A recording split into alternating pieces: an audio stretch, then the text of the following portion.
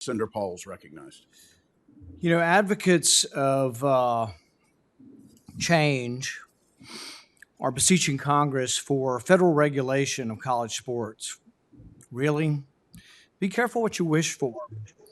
The history of government regulation is not a benign one. What starts as a soft touch may well ultimately morph into a heavy hand.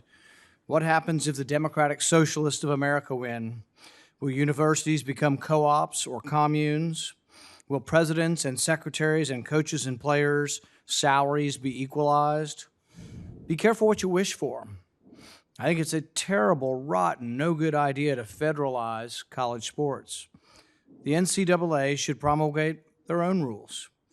If the NCAA needs exception from antitrust rules to create these rules, I could support that. But setting federal rules for college sports is a huge mistake. Advocates of federalizing college sports argue, oh, we'll have a hodgepodge of rules and all the different states will have rules.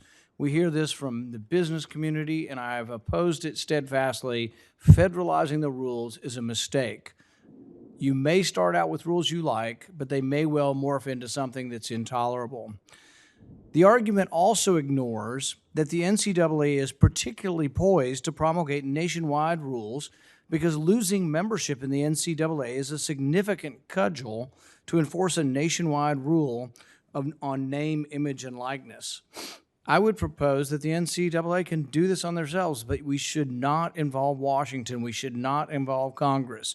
It is a mistake to take this away from the NCAA and those who represent the NCAA from colleges. My argument is if you choose not to obey the NCAA rules and they kick you out of the NCAA, it's going to be hard to get players. It's going to be hard to have a Division I or an accepted program if you don't obey the rules. This should be left to the NCAA.